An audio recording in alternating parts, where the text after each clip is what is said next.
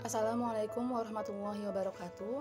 Izin memperkenalkan diri, nama saya Aulia Tazkia dari PAI 4B dengan NIM 2312110063. Saya dari kelompok 9 ingin menjelaskan materi mengenai pengembangan evaluasi dalam kurikulum. Langsung ke latar belakang, kurikulum merupakan salah satu aspek fundamental dalam sistem pendidikan yang menentukan arah, tujuan, serta capaian pembelajaran peserta didik. Dalam implementasinya, evaluasi menjadi komponen penting untuk menilai efektivitas kurikulum dan keberhasilan proses pembelajaran. Evaluasi dalam kurikulum tidak hanya bertujuan untuk mengukur pencapaian akademik siswa, tetapi juga untuk memberikan umpan balik guna meningkatkan kualitas pendidikan. Evaluasi dalam kurikulum memiliki fungsi utama seperti mengukur efektivitas pembelajaran, mengidentifikasi kelebihan dan kekurangan kurikulum, serta memberikan masukan bagi pengembangan kurikulum. Pembahasan pertama yaitu pengertian komponen evaluasi dalam kurikulum. Evaluasi menurut Kamus Besar Bahasa Indonesia berarti penilaian atau proses penilaian yang sering digunakan dalam berbagai konteks seperti pendidikan, pekerjaan, dan lain-lain, yang tujuannya adalah untuk menilai keberhasilan atau efektivitas suatu kegiatan. Menurut Taylor tahun 1949, evaluasi adalah proses untuk menentukan apakah tujuan pendidikan telah tercapai dengan membandingkan hasil belajar siswa dengan tujuan yang telah ditetapkan. Nah, kemudian ada menurut Stafelbeam tahun 1971 dalam model CIPP, konteks, input, proses, produk. Evaluasi mencakup penilaian terhadap konteks, masukan, proses, dan hasil untuk meningkatkan efektivitas kurikulum. Nah, sedangkan menurut Undang-Undang Nomor 20 Tahun 2003 Pasal 1 Ayat 19 tentang Sistem Pendidikan Nasional, kurikulum adalah seperangkat rencana dan pengaturan mengenai tujuan, isi, dan bahan pelajaran serta cara yang digunakan sebagai pedoman penyelenggaraan kegiatan belajar mengajar. Jadi, dapat disimpulkan bahwa evaluasi dalam kurikulum adalah bagian dari sistem pendidikan yang bertujuan untuk menilai efektivitas pelaksanaan kurikulum serta pencapaian hasil belajar peserta didik, materi ajar, serta hasil belajar siswa. Pembahasan selanjutnya adalah perbedaan antara evaluasi, penilaian, dan pengukuran. Evaluasi, penilaian, dan pengukuran ketiganya memiliki fokus dan tujuan yang berbeda dalam lingkungan pendidikan. Evaluasi adalah proses sistematis untuk menilai efektivitas suatu program atau kegiatan pendidikan. Contohnya, seorang guru mengevaluasi metode pembelajaran berdasarkan hasil penilaian siswa untuk meningkatkan efektivitas pembelajaran. Lalu ada penilaian. Penilaian adalah proses memberikan makna atau interpretasi terhadap hasil pengukuran.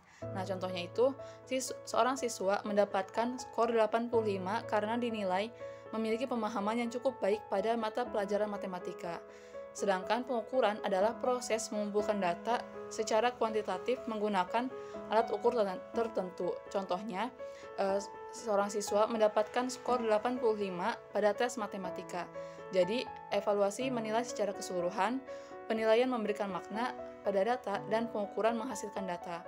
Perbedaan antara evaluasi, penilaian, dan pengukuran terletak pada ruang lingkup dan pelaksanaannya. Ruang lingkup evaluasi lebih luas dibandingkan dengan ruang lingkup penilaian yang lebih sempit dan biasanya hanya terbatas pada salah satu komponen atau satu aspek saja. Ruang lingkup evaluasi sendiri mencakup semua komponen dalam satu sistem. Sedangkan pengukuran lebih membatasi pada gambaran yang bersifat kuantitatif atau angka-angka tentang kemajuan belajar peserta didik dibandingkan dengan evaluasi dan penilaian yang bersifat kualitatif. Pembahasan selanjutnya adalah fungsi, peran, tujuan, dan manfaat evaluasi dalam kurikulum. Menurut Nana Sujana, tahun 2010, fungsi dari evaluasi dalam kurikulum adalah untuk menilai efektivitas metode, strategi, dan materi pembelajaran dalam mencapai tujuan pendidikan. Nah, sedangkan menurut Cronbach tahun 1963, di dalam tulisannya yang berjudul Cross Improvement Through Evaluation, menyebutkan ada dua fungsi evaluasi kurikulum yang berbeda, yaitu untuk memberikan bantuan kepada kurikulum dan untuk memberikan penghargaan. Lalu, peran evaluasi menurut John Dewey tahun 1916 dalam bukunya Democracy and Education menekankan bahwa pentingnya evaluasi dalam pendidikan untuk memahami proses belajar siswa. Hal ini dapat membantu meningkatkan kualitas pembelajaran. Evaluasi membantu dalam meningkatkan kualitas pembelajaran dengan mengidentifikasi kekuatan dan kelemahan kurikulum. Lalu, tujuan dari evaluasi dalam kurikulum diantaranya untuk menilai sejauh mana kurikulum mencapai tujuan pembelajaran, menyediakan informasi yang berguna bagi pengembangan kurikulum selanjutnya, serta memastikan bahwa kurikulum dapat beradaptasi dengan perubahan kebutuhan pendidikan dan masyarakat. Nah, adapun manfaat dari evaluasi kurikulum yang dapat dikelompokkan berdasarkan sasarannya, yaitu bagi guru, evaluasi berguna untuk menilai sejauh mana proses pembelajaran yang telah dilaksanakan, apakah berhasil atau tidak. Sedangkan bagi pengguna kebijakan, evaluasi kurikulum berguna menilai sejauh mana kurikulum itu telah dilaksanakan di semua sekolah, apakah berhasil atau tidak. Lalu, bagi orang tua dan masyarakat, evaluasi kurikulum berguna untuk menilai dan mengukur sejauh mana kurikulum yang telah dilaksanakan itu menunjukkan hasil nyata yang sesuai dengan harapan dan aspirasi para orang tua dan masyarakat. Pembahasan yang keempat adalah jenis-jenis evaluasi dalam kurikulum. Terdapat 5 jenis evaluasi dalam kurikulum. Yang pertama ada evaluasi formatif. Evaluasi formatif adalah evaluasi yang dilakukan selama proses pembelajaran untuk memantau kemajuan siswa dan memberikan umpan balik yang berguna bagi perbaikan kurikulum sebelum diterapkan secara luas. Contohnya adalah uji coba materi baru sebelum diterapkan ke seluruh sekolah. Yang kedua ada evaluasi sumatif. Evaluasi sumatif adalah evaluasi yang dilakukan setelah kurikulum diimplementasikan dalam periode tertentu. Tujuannya untuk menentukan apakah tujuan pembelajaran telah tercapai setelah pelaksanaan kurikulum. Contohnya, penilaian akhir terhadap hasil belajar siswa setelah 1 tahun implementasi kurikulum. Yang ketiga ada evaluasi proses, yaitu mengevaluasi bagaimana kurikulum dijalankan di lapangan. Fokusnya kepada faktor-faktor yang mempengaruhi pelaksanaan kurikulum termasuk metode pembelajaran, kinerja guru, serta keterlibatan siswa. Contohnya, observasi terhadap interaksi guru dan siswa di kelas. Yang keempat ada evaluasi hasil atau produk. Evaluasi ini berorientasi pada akhir dari proses pembelajaran.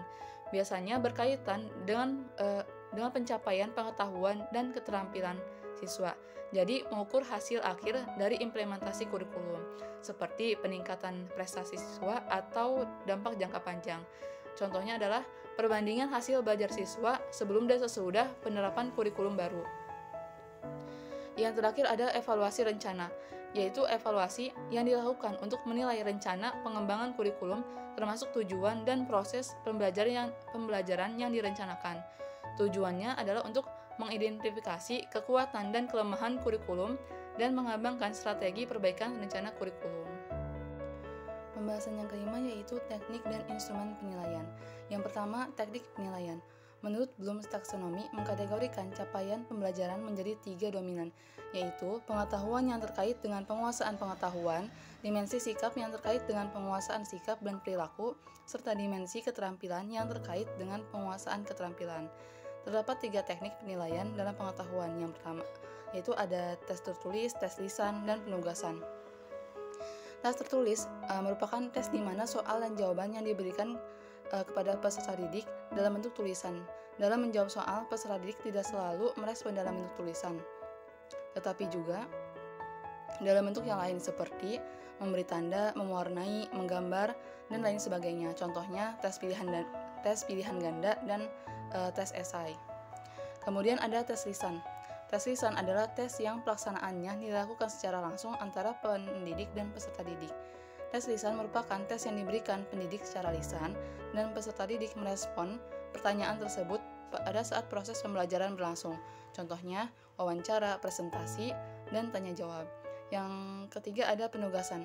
Penugasan adalah pemberian tugas kepada peserta didik untuk mengukur dan atau memfasilitasi peserta didik dalam memperoleh atau meningkatkan pengetahuan. Penugasan tersebut dapat dilakukan setelah proses pembelajaran atau assessment of learning dan sebelum atau sedang proses pembelajaran atau assessment for learning. Yang kedua ada instrumen penilaian. Instrumen penilaian merupakan alat atau metode yang digunakan untuk mengukur, mengevaluasi, dan menilai kompetensi, kinerja, atau hasil belajar peserta didik. Instrumen penilaian digunakan sesuai dengan teknik penilaian dipilih. Berikut ini adalah beberapa instrumen penilaian, antara lain yang pertama ada lembar observasi yang digunakan untuk mencatat hasil pengamatan terhadap suatu objek, kejadian, atau perilaku dalam suatu evaluasi. Yang kedua ada portofolio, adalah alat yang digunakan sebagai alat penilaian yang mencerminkan perkembangan, pencapaian, serta efektivitas pelaksanaan kurikulum berdasarkan bukti nyata yang berisi kumpulan dokumen, data, dan hasil evaluasi yang menunjukkan bagaimana kurikulum diterapkan dan dampaknya bagi peserta didik. Yang ketiga ada kuesioner atau angket. Kuesioner atau angket digunakan untuk mengumpulkan data dari siswa, orang tua, dan tenaga kependidikan yang dapat membantu efektivitas kurikulum berdasarkan pengalaman, persepsi, dan tingkat kepuasan pengguna kurikulum. Yang terakhir ada rubrik penilaian. Rubrik penilaian digunakan untuk mengukur efektivitas dan kualitas pelaksanaan kurikulum berdasarkan indikator yang telah ditetapkan. Rubrik ini membantu memberikan penilaian yang lebih objektif dan sistematis terhadap berbagai aspek kurikulum. Selanjutnya yaitu langkah-langkah dalam membuat evaluasi. Menurut Robert Stack, tahun 1975, evaluasi harus fleksibel dan menyesuaikan dengan kebutuhan pengguna. Terdapat langkah-langkah dalam membuat evaluasi. Di antaranya, yang pertama, menentukan tujuan evaluasi. Mengidentifikasi apa yang ingin dicapai, misalnya kinerja, efektivitas program, pemahaman siswa, dan lain-lain. Serta pastikan bahwa tujuan evaluasi harus jelas dan spesifik. Yang kedua ada penyusunan desain evaluasi, yaitu merencanakan bagaimana evaluasi akan dilaksanakan, termasuk dalam memilih metode dan teknik yang sesuai untuk mengumpulkan data seperti tes tertulis, observasi langsung, wawancara, atau kuesioner, dan sebagainya. Ketiga, pengembangan instrumen evaluasi, yaitu membuat alat penilaian atau pertanyaan atau format evaluasi yang sesuai dengan tujuan dan metode yang dipilih, seperti lembar tertulis yang akan digunakan untuk mengukur hasil belajar siswa. Selanjutnya ada mengumpulkan data, yaitu mengumpulkan informasi pengukuran hasil belajar siswa dengan menggunakan instrumen yang telah disiapkan, serta pastikan data yang dikumpulkan secara objektif dan sistematis. Lalu ada analisis dan interpretasi data. Melakukan analisis terhadap data yang telah dikumpulkan untuk menarik kesimpulan tentang pencapaian tujuan evaluasi. Yang keenam, membuat laporan evaluasi,